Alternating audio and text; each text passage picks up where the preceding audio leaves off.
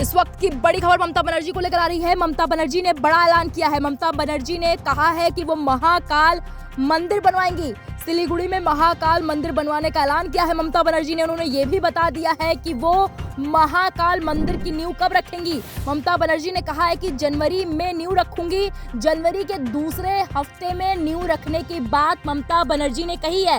दरअसल राजनीति में जब आप अपने प्रतिद्वंदी की सबसे बड़ी ताकत को ही अपनी ढाल बना लेते हैं तो समझ लीजिए कि लड़ाई अब आर पार की हो चुकी है। पश्चिम बंगाल की मुख्यमंत्री ममता बनर्जी भी अब यही कर रही हैं। ममता बनर्जी ने सिलीगुड़ी में महाकाल मंदिर बनाने का ऐलान कर दिया है। इतना ही नहीं, गंगा सागर पुल का वादा भी कर दिया है। ये सिर्फ आस्था का मामला नहीं बल्कि 2026 के विधानसभा चुनाव से पहले बीजेपी की पिच पर जाकर बैटिंग करने का एक सोचा समझा मास्टर स्ट्रोक है ममता बनर्जी का।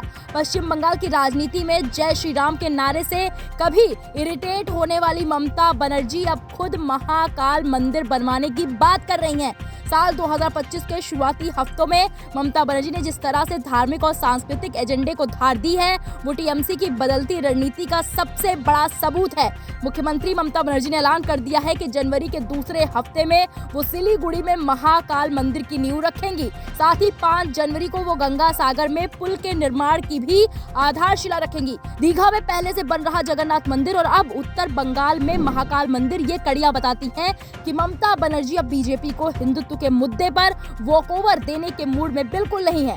आज ममता बनर्जी ने दुर्गा आंगन की नींव रखी। मुख्यमंत्री ने कहा कि यहाँ 365 दिनों तक मां दुर्गा की पूजा होगी।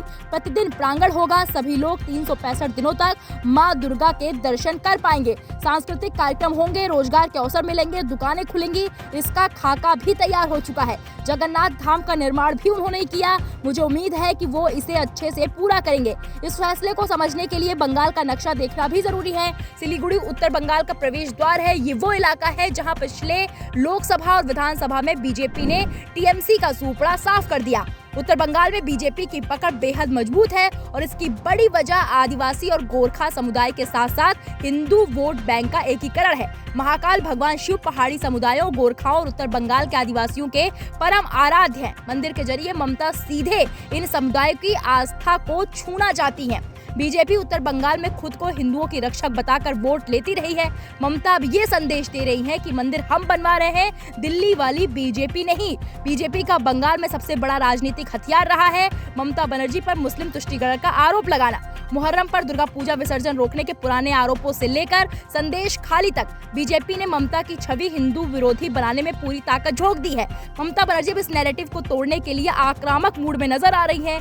ममता बनर्जी ने कहा है कि कई लोग कह रहे हैं कि मैं तुष्टिकरण कर रही हूँ, लेकिन मैं धर्मनिरपेक्ष हूँ और सभी धर्मों में विश्वास करती हूँ। मुझे बंगाल से प्यार है, मुझे भारत से प्यार है। हम सभी जातियों, सभी धर्मों से प्यार करते हैं। यही हमारी विचारधारा है। हर व्यक्ति का अपना लोकतांत्रिक अधिकार है। मैं केंद्र सरकार से गंगा सागर में पुल बनवाने की कोशिश कर रही थी, लेकिन अब मैं इसे खुद बनवाऊंगी। मैं 5 जनवरी को इसकी नींव रखूंगी और अगले 2 सालों में ये पुल जनता के लिए तैयार हो जाएगा। ममता बनर्जी ने ये बहुत बड़ा ऐलान किया है। साथ ही साथ उन्होंने महाकाल मंदिर बनवाने का भी ऐलान कर दिया है।